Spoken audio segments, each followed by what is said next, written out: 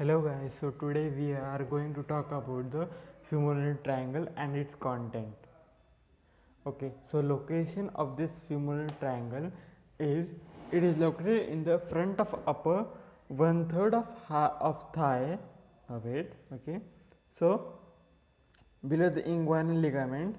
And talking about the inguinal ligament, so it is present from the anterior superior iliac spine to pubic tubercle. Okay, and important points from about the inguinal ligament are there are 2 points regarding the inguinal ligament which we should know.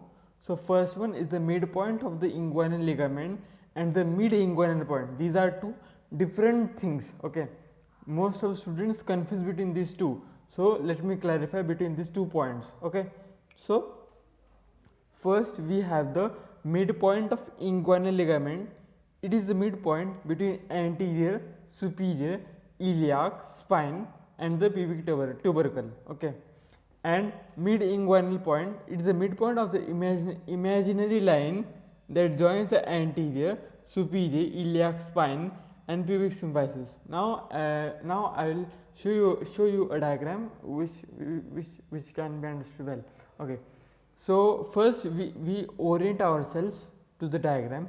So this is the left hip bone. Okay, anterior surface of left hip bone. As you can see, this is the anterior superior iliac spine of the pelvis and this is the pubic tubercle, right? So here is the this is the imaginary line, this red, this black one, and this is the real one. Okay, so imaginary point is called mid inguinal point and the real one is called the midpoint of inguinal ligament. Okay, and the structures passing beneath the mid inguinal point are femoral artery and head of the femur, and from the midpoint of the inguinal ligament they are femoral nerve. Yes, now let's come to the femoral triangle, the boundaries of the femoral triangle. Okay, so first we have a mnemonic called a SAIL, SAIL.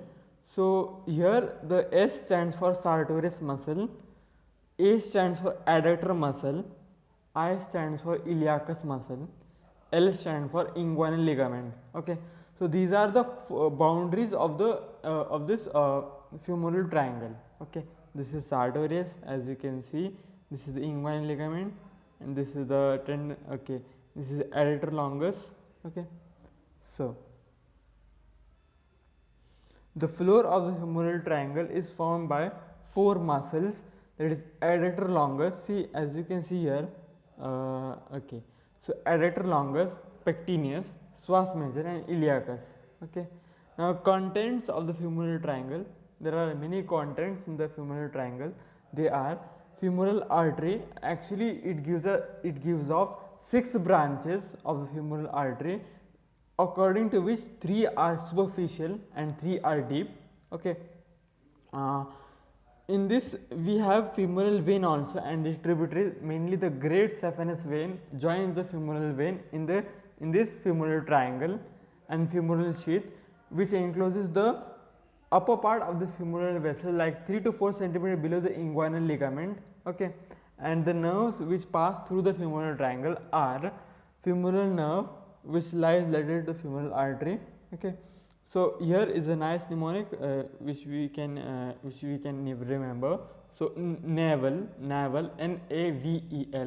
This is from lateral side to medial side. Okay, so lateral side we have nerve, then following that we have artery, then vein, and then lymph node. Okay, so this is from lateral to medial: nerve, artery, vein, and lymph node. Okay, and talking about the another nerves, nerve to pectineus, it is a branch of femoral nerve and it supplies the pectineus muscle.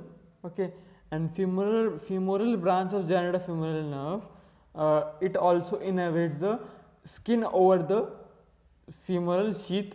Okay, lateral cutaneous nerve of thigh, it is basically a branch of lumbar plexus. Okay, and it innervates the anterolateral portion of the thigh, and deep inguinal lymph nodes, these are the lymph nodes. Basically they receive lymph from the adjacent areas of the femoral triangle. Okay, and next on I will discuss about femoral sheath. Until then, stay happy, and if you like, then like. Okay, fine. Thank you.